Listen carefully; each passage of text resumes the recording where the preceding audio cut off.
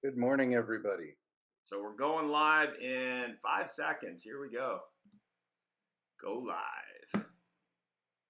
And welcome. Here we go. A little bit of an awkward pause.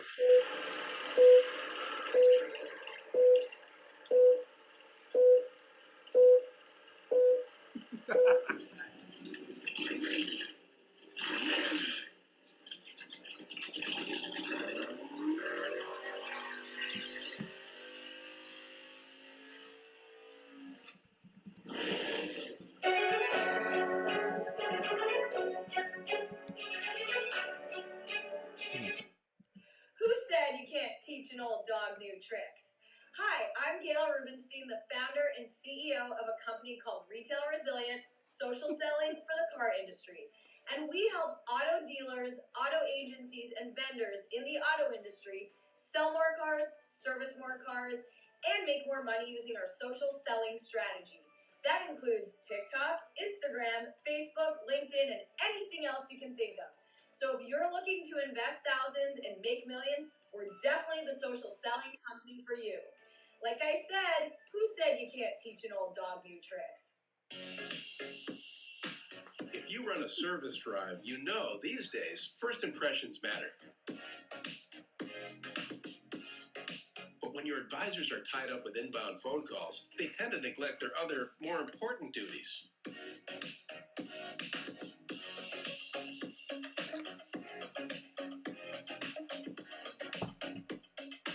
And did you know 75% of all service calls are frequently asked questions and routine requests? Still, the average dealer misses up to 30% of inbound calls, adding up to a ton of missed service opportunity and increased customer churn. 68% of callers actually go elsewhere if they can't get through, which means you could be losing $60,000 to $70,000 every month in service revenue simply from missing calls. So who will pick up? Introducing Brooke. Hi there. Your best service scheduling assistant. Brooke is the first intelligent digital voice assistant to answer, handle, and appoint all of your inbound service calls. Hiring Brooke means absolutely no call goes unanswered, boosting your customer satisfaction and reducing your overhead costs. And talking to Brooke is like talking to a friend with human-level understanding and a friendly conversational voice. Her conversational intelligence is built on millions of actual service industry conversations, making her the easiest onboard you'll ever have. She can handle any volume of calls and follows your policies every step of the way, 24/7. That means even when the lights are off, Brooke is always on. And I can do it without missing a beat. You really do check all the boxes. Book with Brooke today. Visit Brooke.ai or call 866-942-1236. Finally, the perfect match. Recently, we were concerned about our recon time and decided to look into reconditioning workflow software. After doing our research, I can confidently say we finally found the software that was right for us. We love that it packs robust data, control precision, clear communications, and performance accountability, all onto my desktop or mobile, so I'm always in touch. Before this, we manually tracked our recon process. We just assumed we were doing okay. We were wrong. After someone in my 20 group told me he used this software to improve his recon time to sale to just 3 to 5 days, I just had to look into it. Their team of recon experts all have hands-on dealership experience. We all benefit from faster time to line, inventory turns, and competitive advantages. To learn more, visit rapidrecon.com.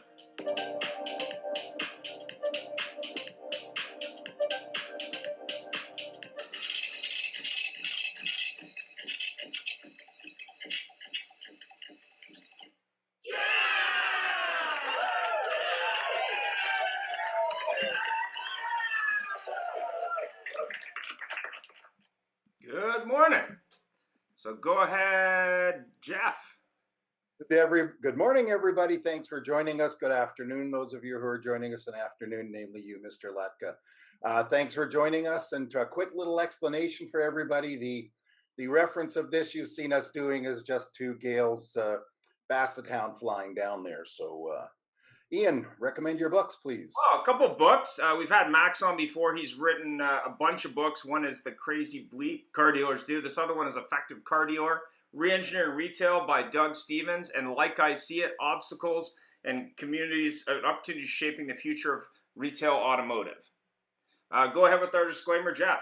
And of course, so everybody knows that the views and opinions shared here today are those of our guests and not those of the Auto Hub Show officially, or Ian Nethercott or Jeff Polo. But you never know if we might agree or not. Cool. So the topic today is, will the OEMs change retail?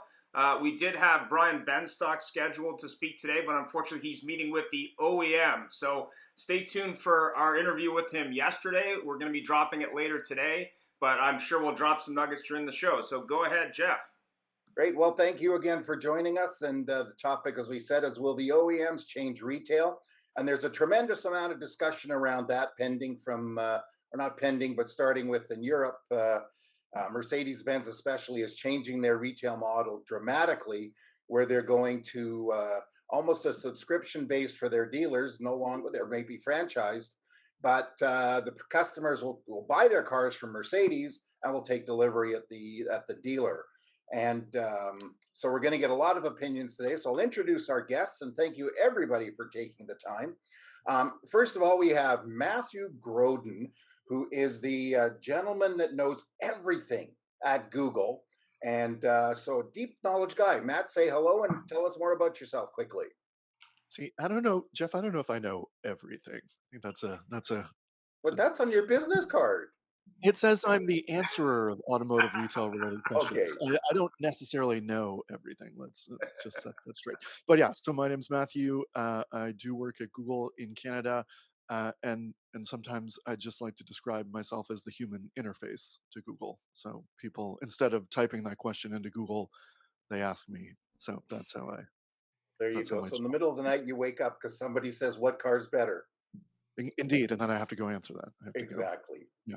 Well, thanks for joining us. Thanks for having me. Next, we have Michael Carmichael, and who's the president and CEO of Up Auto in Toronto, Ontario, Canada, for those of you that don't know, and a frequent poster about his experiences with a certain electric car. Michael, say hello, and thanks for joining us. Hey, good morning, everybody, and thanks for having me. Oh, that was quick. Thank you. Got nothing else. That's it. And we have Scott Risley, who is the digital marketing manager from Mohawk Honda in Galway, New York. Scott, say hi. Tell us quickly about yourself. Yeah, so our store is actually in Scotia, New York, but I run digital marketing for the auto group. We have a Honda store and a Chevy store. Honda store is a President's Award-winning dealer, consistently top 50 in the nation for new car sales. And happy that you guys invited me to be on today. Thank you very much. We're happy to have you. And everybody, of course, we're just introducing in order of how they joined us this morning. Then we have Tim Jackson, who is the president and CEO of the Colorado Dealers Association in the Mile High City. Tim, please say hello and thanks for joining us. Good to see you, Ian and Jeff, and everybody on the show, and the new inductees. It's good to talk to you. I represent new car dealers, truck dealers, RV, and motorcycle in the state of Colorado, both for advocacy, regulatory compliance, and communication. So, and on the car dealer side, all of them are involved with the association. Great, thank you so much. And then we have Dakota Walker from VetX Used Vehicle Acquisition Service, officially on LinkedIn in Chico, California.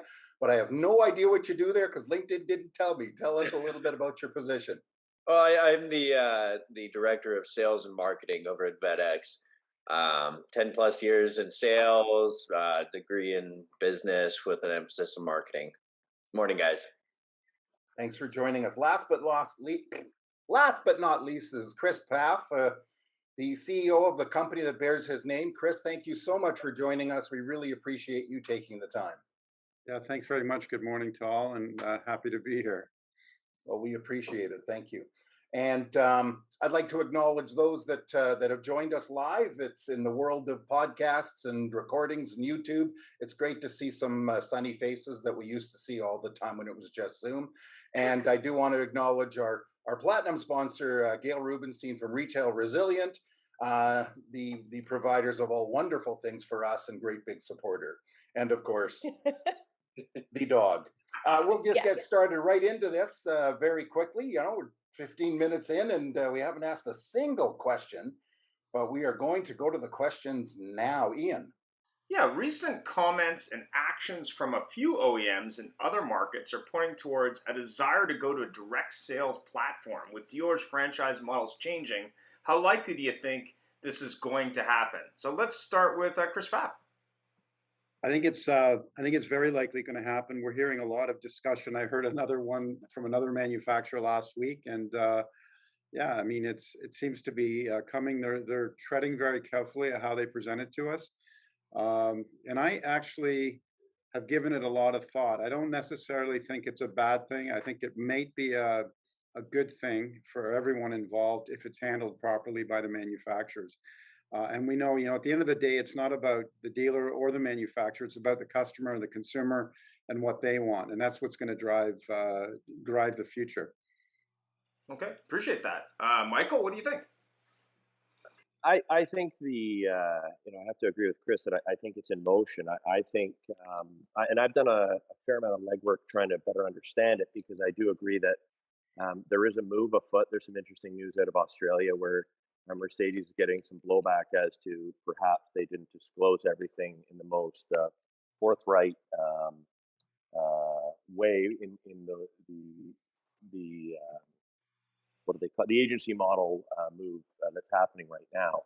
And so I think as I've been doing my dive on it to better understand it, I can't see any data or have any kind of case study results, or I haven't been able to find any that do show it's better for the dealer.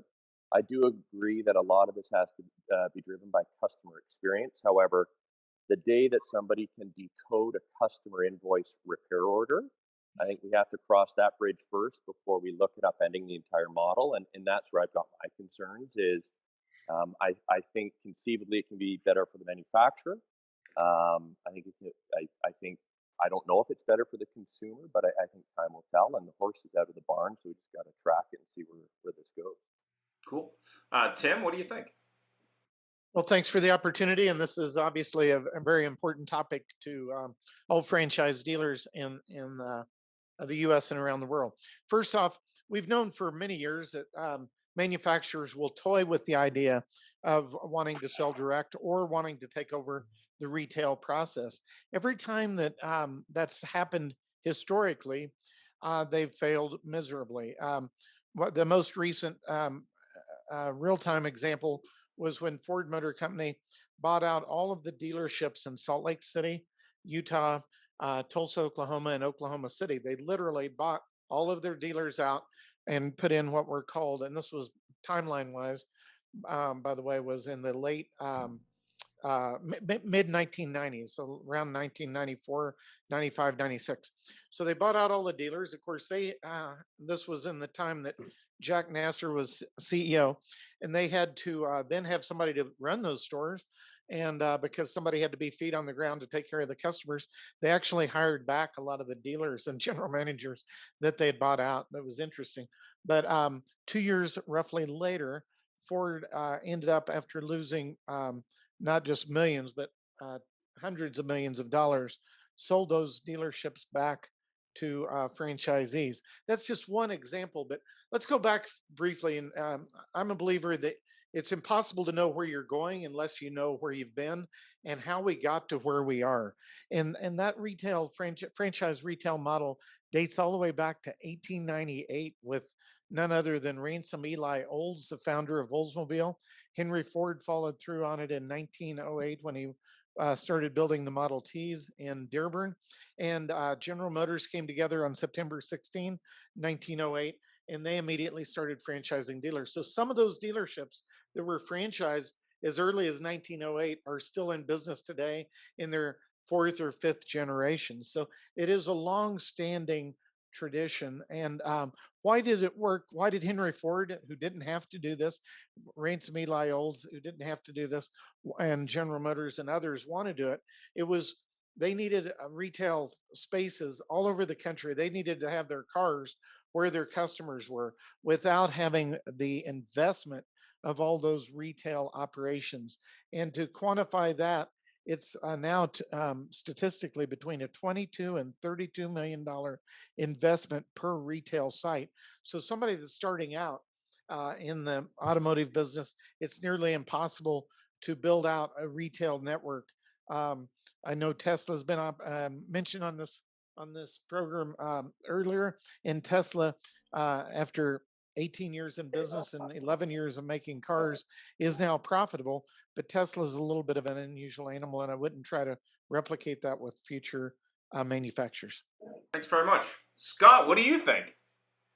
I think it's tough. I mean, I see it coming with some manufacturers, but I also think that at the end of the day, people want to buy cars from people, and they want to have a choice of where they want to buy the car.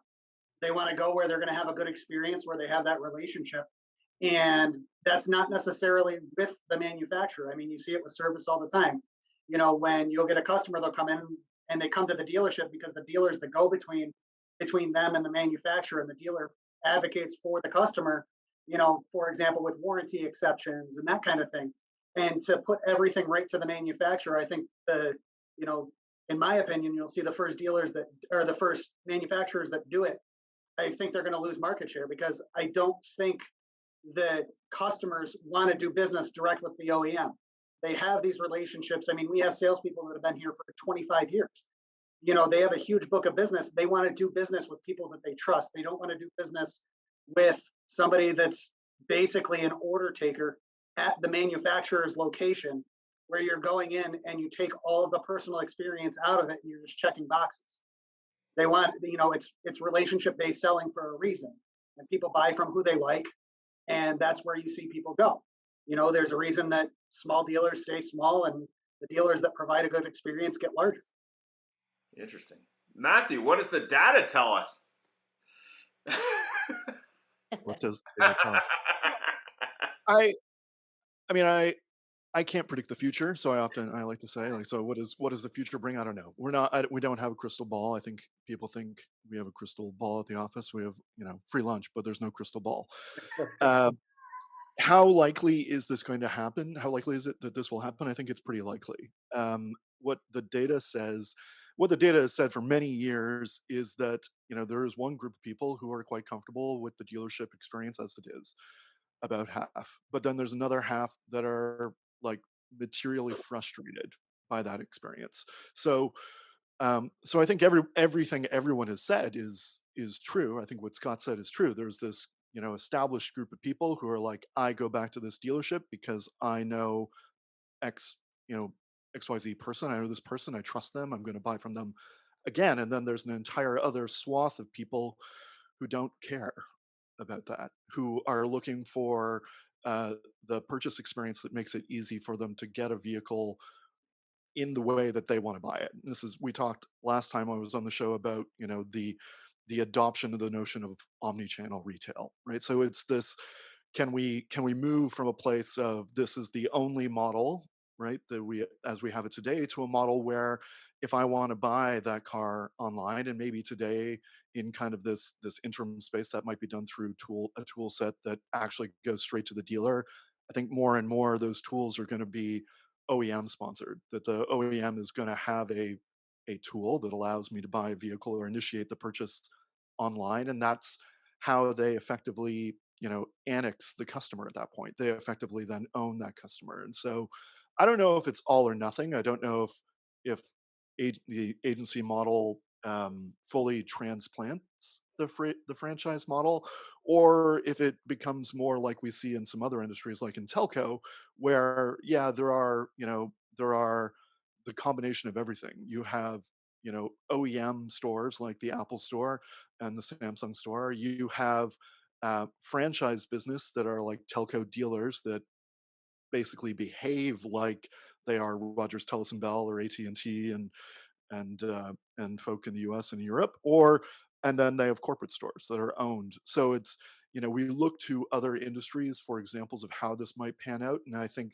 there's probably an entirely reasonable corollary in the telco space where, you know, automotive could could take a page. Automotive could learn from. It's not all or nothing. It's probably, one of these other variations. Also, in our more recent research, we know that more than half, 53%, and this number has gone up and down, way up in the middle at the early days of the pandemic and then kind of leveled out. But about 53% of Canadians want to be able to buy their vehicle online, right? They want to be able to do that. So if this is kind of the split, and I suspect I don't have the exact data, but if I could do a Venn diagram of the people frustrated at dealership and the people who want to buy online, I'm suspecting there's a huge overlap there. There's a huge overlap between people who've had a negative previous experience and people are like, isn't there a different way to do this? Why can't I just buy it online the way I buy my groceries, the way I buy my books, and the way I pay for my Netflix subscription? Well, it's interesting. We were talking, we did an interview yesterday with Brian Benstock because he's meeting with the OEM right now, so he couldn't be on the show. So that episode will drop later today. And we were talking a lot about customer experience with Apple and other retailers. But the thing that was really interesting is we were talking about some controversy Amazon got into with these stores where you just walk out. Whereas, like, not only did they have data about what people bought, but what they might have bought. And we were talking a little bit about Netflix going, well, he was over at his daughter's house and her Netflix selections were a little different than his when he tried to watch her Netflix. So it's kind of interesting. But Dakota, there's a very famous bad example of a drugstore in the US, of how personalization can go astray and how they started recommending like prenatal vitamins to a teenager, and the father was very upset about this, and it turned out the company knew that this teenager was most likely pregnant before the father was told. So yeah, there are bad examples, but it's like, data needs to be protected, it needs to be managed, and so it's that could happen to anyone. Well, he basically said, I'm a runner and I'm happy with them selling me running gear, but yeah, suggesting I buy women's undergarments was a little bit of a problem for him. So I thought that was funny. Dakota, go ahead. You're muted, by the way. Yeah, I just think it's going to be incredibly likely we're going to see a shift in the norm here when it comes to how dealerships are dealing with the new car customers, which is why, in my opinion, why acquisition through other avenues such as private party and auction or KBB ICO are becoming so popular. I mean, if we're being realistic, 5 to 10 years from now, we might not even recognize how we're interacting with customers right now. I've seen a lot of dealerships personally. They're moving into weird places. Even Web3 and the metaverse to try and create a new user interface for these customers because they know that the shift is coming. They're trying to get ahead of the curve and try to be the first people to the party. They were late to the party with Web1. They didn't want that to happen again. And they were late to the party with Web2. Now they're finally starting to understand that the Web3 might be an early investment type deal. I just think that whoever finds the best solution right off the bat is going to be the winner in the OEM space. Well, stay tuned for a metaverse show later this month. If you're curious about the metaverse, it should be very interesting. We're actually one of our guests will be the first dealer to deliver a car in the metaverse. I have no idea how that works, but we're certainly interested. The dealer in Naples. Yeah, go ahead. Brian Kramer. Brian Kramer will be a guest. Absolutely. Confirmed. First delivery in the metaverse. Yeah, if you're curious. But did you have any thoughts, Gil? Oh, about the OEM or the metaverse? Well, the OEM or the metaverse experience, I guess. I mean, you're more versed on that than we are, for sure. I guess in regards to this topic, I agree with everyone's points that they brought up. And I think there are a lot of consumers that like that people buy from people. And then there's people like my dad that are grumpy and he's like, I don't want to talk to anyone at a car dealership. I just want to go online and have my new car delivered to me. So, you get the whole spectrum of how consumers want to experience or have a car buying experience. But I do think in regards to the new car department, it would be amazing to have a retail channel similar to like the Turo app. So when I want to rent a car, I go on Turo. I don't go to Enterprise and Hertz and like all those places. I go to Turo and I find someone with a cool used car that, I think is nice. I chat with them on my phone. They come to the airport, they pick me up, and I have my rental car for the week. And it's the easiest thing in the world. And if I could buy a new car that way, I probably would. So it would be really interesting if the OEMs put in some or built an application where the customer could actually purchase the vehicle, subscribe to the vehicle, drive the new vehicle, and then turn the vehicle in at the dealership. It would be amazing, actually. So I don't know. Every customer has a different way that they like to do business. Maybe even buy the used car from a Turo owner, maybe. Go ahead, Jeff. Well, thank you. One topic came up yesterday was the fact that making it easier for customers to virtually test drive their cars. And we talk more about the metaverse and everything. How long is it till we just sit in our home and put on goggles and headphones and pretend we're driving the car without ever leaving our house? Anyway, that isn't the question. I'm going to jump ahead because we send out a questions to everybody. Because we're leading toward this. With this likely change now, which everybody's coming up with, truly, what can dealers, what can staff do to protect their, not just their financial investment, but in the case of staff, their lives, if we're going to this circumstance where salespeople may not be necessary? You'll have delivery specialists if they pick up their car. Your 250,000 square foot showroom is one big waiting area. What can we do to protect our investment? And actually, I'm going to go to Chris because it's been about 5 minutes since he had a chance to partake. Chris? Sorry, I mean, it really, again, it really comes down to what the consumer wants to do. They're all going to want to interact in a different way. So, I mean, I guess it's business basics as to how you protect your investments and stuff. I know that with one new franchise where we have to contemplate a relocation of real estate. I'm finding this with all manufacturers. They're very, very flexible now on how you do it. You can do standalone sales only in great retail areas and have service offsite at a different area. So again, this is all in flux, and this is all going to continue to adjust as we move forward. Interesting. That'd be a scary thing, especially somebody like yourself with multiple rooftops and a lot of staff to take care of. Absolutely, it is, and I mean, you know, we converted about 2.5 years ago to one price, one touch, no F&I managers, and no negotiation, and it's worked out extremely well. It's been easier in this new environment, but we were doing it pre-COVID, and it really, consumers, most of them, not all of them, but most of them really like to do business this way. Reduced our costs of selling cars. And the customers don't like being passed around. Most of them, they want to deal with one person start to finish. They want to transact much faster. So these are the things you have to try to do if you want to continue to have success as you move forward. You find too that your staff is a little less stressed and happier doing that? Absolutely, they're happier as well doing it. In fact, a lot of them have said to me they don't want to go back to the old way of auto retail. Terrific. That's a very good point. I appreciate that.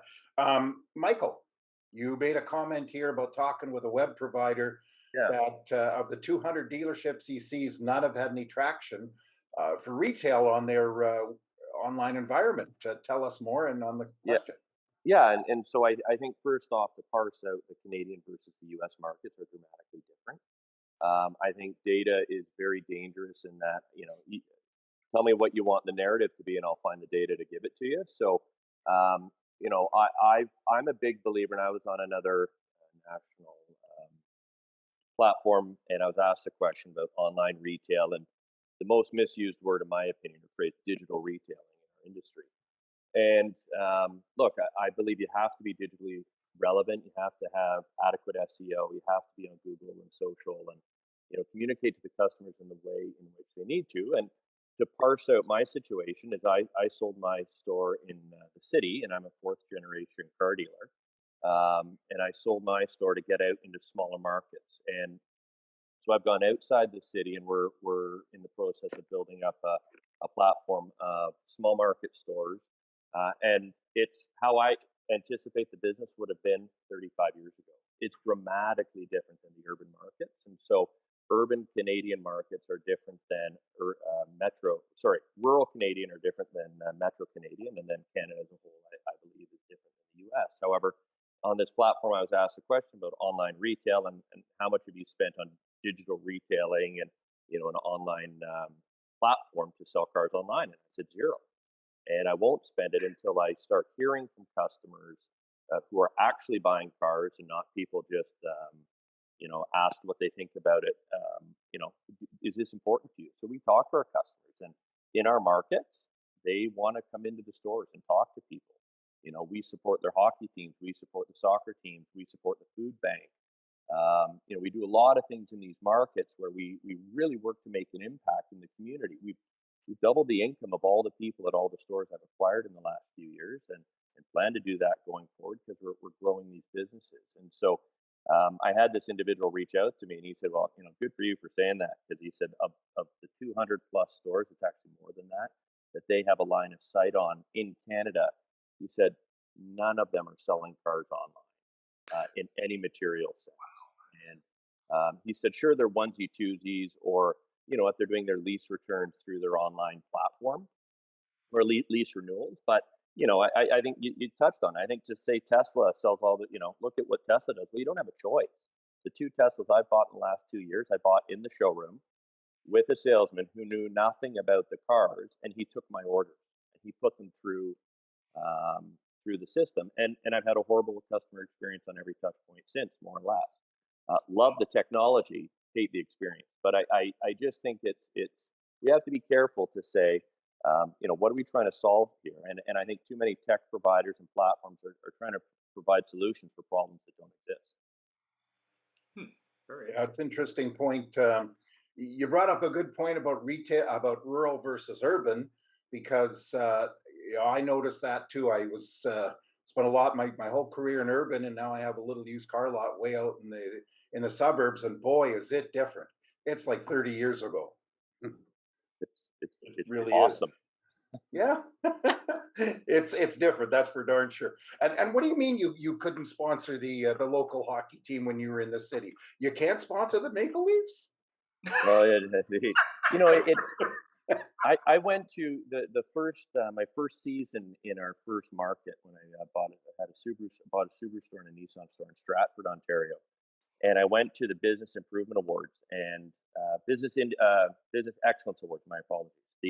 And this is like the Oscars for the community. It was unbelievable. And when you start meeting the folks who are so vested in the community, the authenticity and the impact that they're making in their businesses with their teams, I was blown away. I had teams in the city when we'd sponsor, you get the emails or the letters, and but you tell you what, I'll give you $500. I know we need more than that. Like, that's the response I would get at my store in Toronto. And I'm like, well, forget it then. We can't give every team $2,000, so we're out. We give teams $250, $100, and it makes a real impact. Your money goes further in the smaller markets. Look, there's fewer zeros at the end of every calculation when you buy a store, sell a store, or your total net profit annually. But at scale, it's a very different business. Tim, you represent, obviously, your organization, a large number of dealers.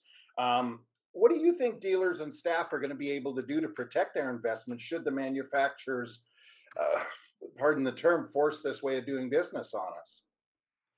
Was that directed to me? Yep. Okay. Yeah.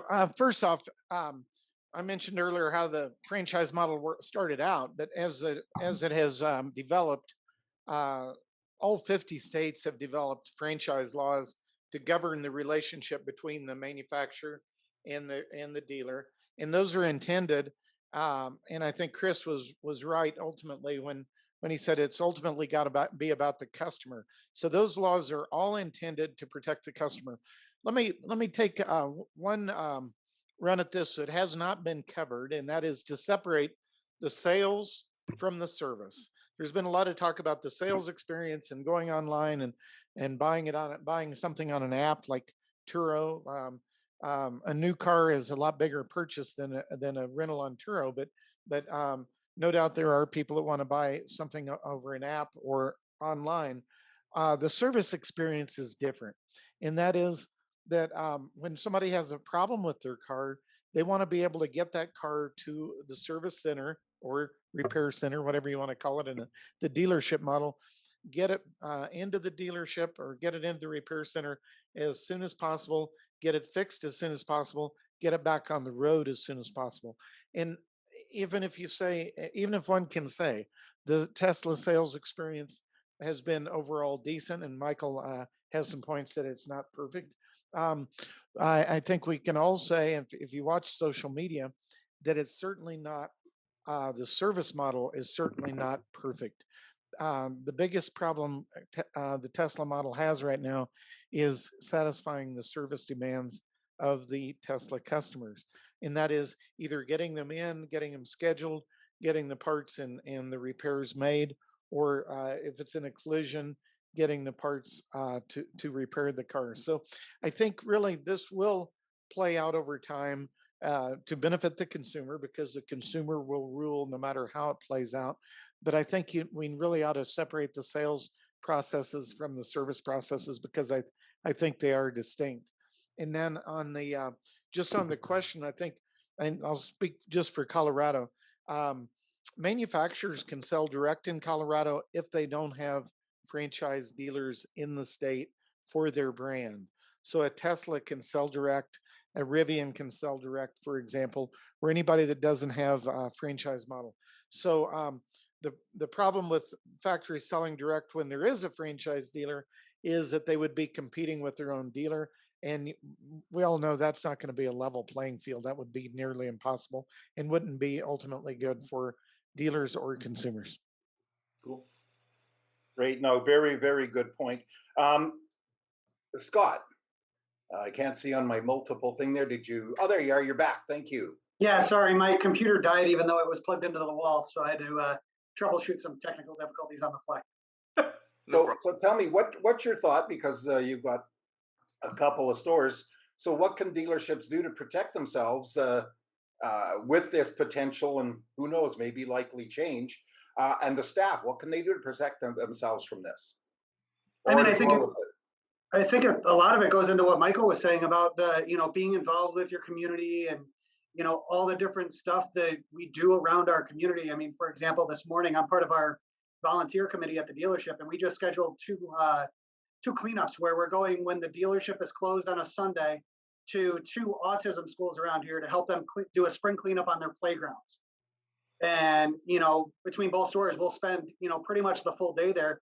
But as you get more involved with your community and you have those people fighting for you as well, that manufacturer that's coming to you saying, hey, we're going towards this model, you have a lot more eggs in your basket to say, well, why are you going to pull away from something that's working? And kind of like Tim was saying as well with service, I mean, a good part of dealership business right now is customers that come in for service and then you end up trading them out of their vehicle. Think about it from the sales point of view. Customer comes into service, they want to trade in their car and say they want to while they're here for service, and you got to tell them, sorry, we can't do that here. You got to go up the road. How's that going to go for retention for the manufacturer? Yeah, exactly. Very good point. Thank you. Dakota.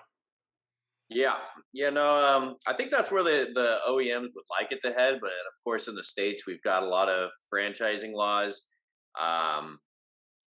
They would love to find a loophole to go D2C, but I think that the way I understand it, the legislature on that is pretty ironclad. I don't think that the dealerships have much to worry about, especially in this market where they're buying and selling a lot of used cars and auction cars. I think what's going to be more likely is a new solution coming to dealerships in the States, whatever that may be or whatever that looks like. It's hard to say right now. It's a little early, I think, but I think we're going to see some new innovation in that area when they do decide to take that step forward. Great, good point. Thank you. Actually, just from the comments, everybody here, that decision seems like it's been made, and it's just how they're going to push it in there. And so the gentleman from All Things Metaverse, Matthew, tell me what your position and how dealers and staff can protect themselves when this comes. I think there's a lot of things in here, right? So the like I said before, I don't think it's all one or all the other. And so even when I'm talking about online sales, Michael, I appreciate And I'm not surprised if you're talking to the vendors that put that stuff out into the world, that maybe they don't work perfectly well right now, that there's definitely room for improvement. I often use the phrase, we're partying like it's 1999. And that's a lot like the early days of e-commerce. And no one, in 1999, I worked at Chapters, and no one expected to be able or wanted to be able to buy books online. And now you would be hard pressed to not buy a book online. Like now it's the dominant way that people buy books. And that took, 20, 25 years to become reality, but it did happen. And so I think the same way that the franchise to agency transition to a degree is probably inevitable, the extending some amount of sales into a digital space also inevitable. It will never be all of them, right? And I use the example of, if I buy a TV today, if I want to buy a TV, I do all of my research online. I find the TV I want. I go to Best Buy or Walmart to see it, the same way I would do a test drive. And then I decide the way I want to have it delivered. Do I want to take it home that day and, effectively drive it off the lot of Best Buy, or do I want to have it delivered to my house? And so that's really just a function of convenience. But the the real way dealers can protect themselves now, I think, is really to adapt and optimize and diversify, right? So when you see a lot of this happening, but it's like you have this giant piece of real estate. Are there other ways it can be used? Right? And I've heard a story of a dealer out in Alberta that now rents his showroom as a yoga studio. It's Ah, like, well, that's like, funny. I gave someone that idea and I didn't think they would do it. yeah. So I think that That's this awesome. is, so whether it's, yoga studio or event space, they are beautiful facilities that have lots of opportunity outside of what they're doing today. You look at downtown Auto Group, and this is a lot of real estate in Toronto where real estate is scarce. It's like, can we build up? Right? The how what does up look like? Can I turn this into a dealership plus condominium, dealership plus mini mall, dealership plus? So I think there's a lot of outside the box thinking, but I also think it leans heavily on this notion that everyone has already echoed, which is, how do I improve the customer experience? And Chris made a fabulous point around like simplifying the contacts for the consumer so that they're only dealing with one person is probably one of the simplest, biggest changes we could make for the consumer, because that simplifies the buying experience for them. And I do think that I believe there's a huge opportunity for F&I, and that we need to, and this is completely, I don't have any data that says this. This is an IMHO, in my humble opinion, that if we need to pull the veil off of F&I and stop hiding it at the end of the transaction and actually expose it as a thing that people might want to buy, because you don't buy an iPhone without Apple Care, right? Like and you know about Apple Care, like what Apple Care is as a thing, and I don't even own an iPhone. But so if we could like take that same sense, the same kind of brand building about Apple Care, and then apply that to finance and insurance things that we might sell to people and brand them and make people aware of them, they'd probably be more likely to take them, right? Especially as we move more into this world of cell phone on wheels, right? As soon as these become electric vehicles and have screens, we all know screens break. We know screens break.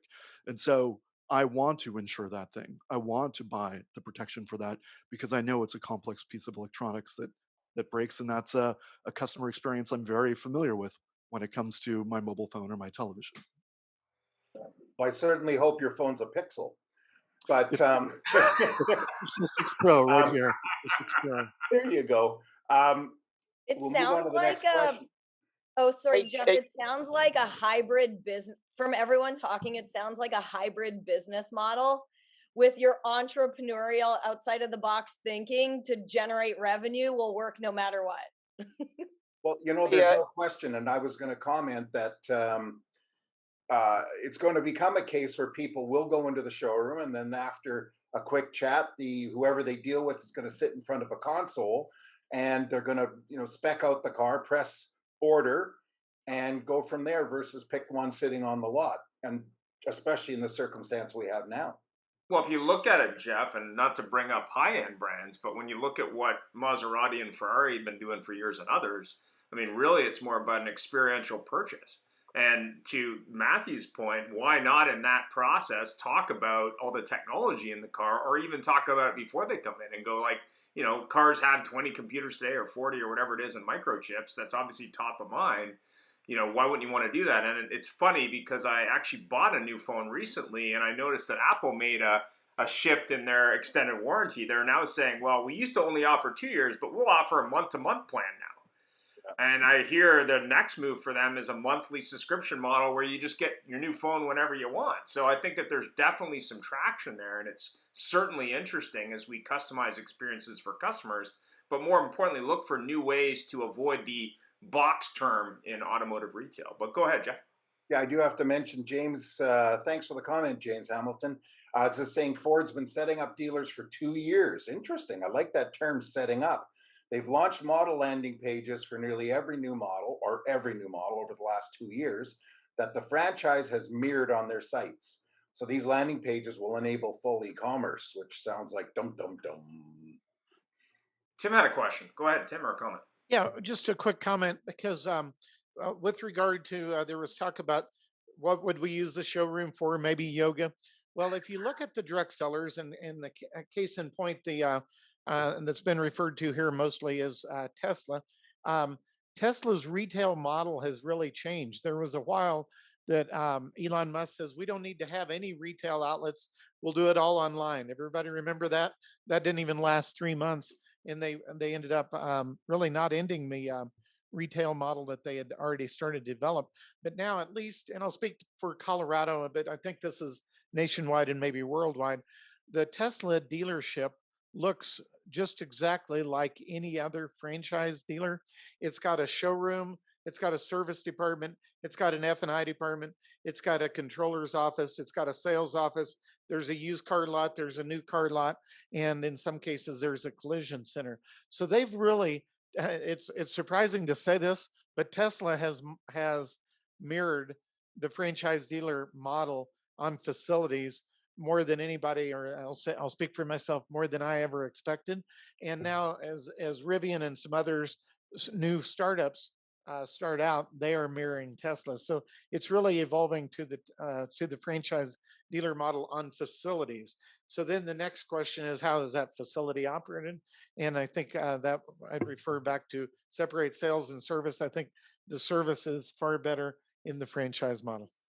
Well, when you look at Tesla, at least in our local market, what used to be a Nissan franchise right next to one of my clients, which happens on a Honda franchise, they've leased his building. Right. So the old Nissan franchise is now a Tesla franchise, for example, or a Tesla location. And that's also true in another local market where it used to be a Mitsubishi franchise and now it's a Tesla franchise, for lack of a better term. But Chris, did you have any thoughts on this?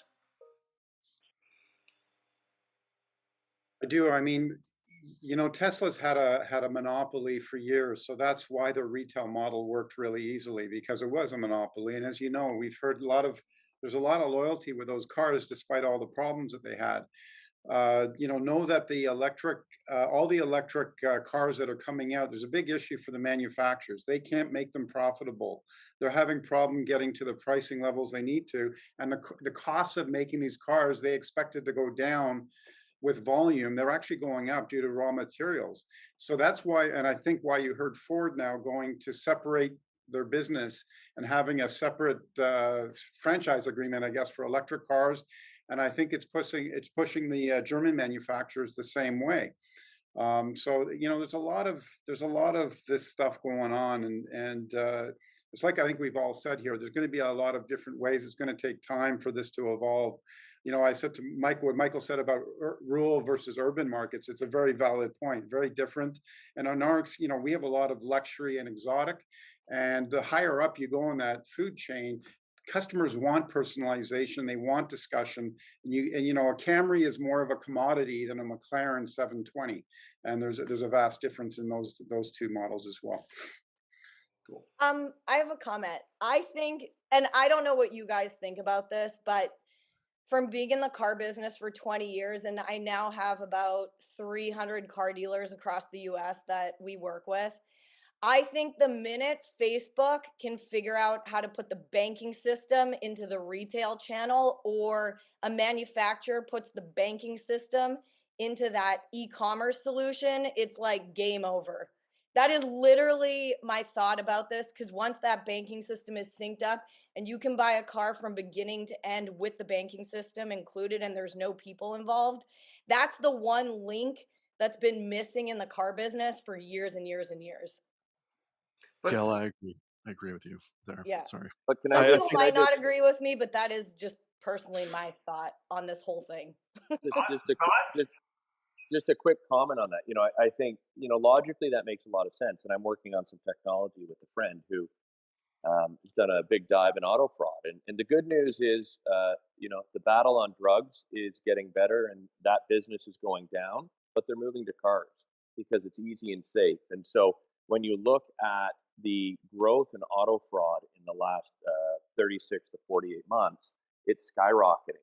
And especially as things go more digital, I think fewer people involved. The fraud business is going to get really, really good, and it's growing at an alarming rate. And I think, and speaking to our Canadian system, I the way our banking is set up, that will never be the way in Canada. So I can't speak to the U.S. But just with the checks and balances and the security and the AML and the KYC kind of protocols to prevent fraud, I think that is going to be the hurdle on getting everything online. And look, I think it should be more difficult to buy a car and make the second largest purchase of someone's life than ordering a pizza, because they are not equivalent, and you can't equate it to an iPhone or an Amazon purchase. Interesting. A little harder to return your car to the dealer because after 3 months, because heck, you don't like the way things are integrating. Well, if it's like anything trying to call Google, you're not going to talk to somebody at that point, right? Ouch! Oh, I'm right here, Michael. I was going to say that I think there are some startups that are trying to crack this nut, and if they get close, or if they do, then they're highly likely candidates to be bought by some of the large banks in Canada and Yeah. US. But so as soon as it's not likely going to be, from a Facebook or a Google. It's probably more likely going to be, an upstart, or it's actually, there was a company called Upstart that's trying to solve this problem in particular, and using machine learning to find a way to issue credit in real time based on a different set of scoring, not FICO. And so if somebody cracks that nut and simplifies that, that's one part of the battle. The other part of the battle is also licensing, and which again, so if you can expedite and digitize the licensing, the plating exercise, then that's another piece of the equation. I go back again to 1999 when we started selling books online. It was actually 98, but I started in 99. The credit card companies didn't have a set of codes for online transactions. All of our purchases actually looked like travel. We had to put, because we needed a mechanism so that we could do a pre-auth and then settle later.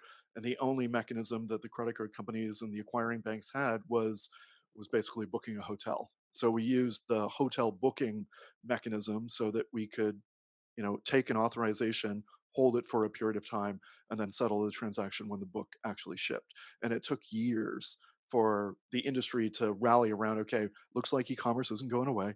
Maybe we need to set up some new codes and some new thresholds here that are different than what we have in place today. And so I think the same thing is going to happen, either through a very innovative OEM that gets very excited about doing this in their finance department, or by a startup that gets there first and then Well, is acquired by James somebody on else. this call said Ford has this coming. He put it in the comments, actually. Yeah, so I think Yeah. there's people are working on it, right? Like, Yeah. so OEMs are trying to solve this problem to make that easier. And so it wouldn't surprise me if the credit divisions of every major OEM have someone scratching their head about this particular problem. It would be amazing. I'm all for it. Scott, any thoughts? Not really. I mean, I think it's something that, like everybody else is saying, is coming, but it's a matter of when, and it's a matter of who. I mean, like some of these guys were talking about digital retailing. I mean, it's, the amount of people that use digital retailing end to end is, last I looked, was under 5%. If those people aren't using that, and that's with the highest performing tools out there, you've got manufacturers forcing digital retail tools on dealers. that, for lack of better terms, don't work and are a poor experience, what's that say for customer confidence to go to a model where they're going to buy their car online from the manufacturer? If they can't get digital retail right, then how are they going to roll out this other platform, anytime within the next decade and actually make it work? Fair enough. Jeff, in sensitiveness to time, we got to go to final comments. Go ahead. Well, everybody, thank you very much. I'm sorry with such a big panel we didn't get more input, but wow, did we get some great stuff. I really appreciate all the comments. Chris, thank you so much for taking the time to join us. We know how busy you are. Same thing yourself, Michael, and as is everybody. And terrific show, great knowledge I picked up. Wow, I thought I couldn't learn much. Of course I could. But thank you all for joining us. And if anybody has a final comment from their end, please say it now. Nobody's talking about today, how are the manufacturers going to be able to afford to buy all these franchises back? The real estate that goes with it when they're tens of millions of dollars. Also, how is Ford, General Motors, Nissan going to be able to sit with the local legislators in a little town when they need to do renovations on a building, that all the local owners know how to deal with the people in the town? I don't see it working. I really don't. And I'm old fashioned and I still buy things in stores. I don't like ordering from Amazon because it's destroyed retail. Just my feeling. Yeah, thank you. Thanks. Anyone else? No other thoughts, really? Wow, that's great. That's great. All right, well, we're going to end the show. Have a great week. Thanks for coming on, and stay tuned for the Benstock interview later today. Thanks a lot. And of course, this one will be posted soon because you guys are way more important than him. Exactly. Thank you all.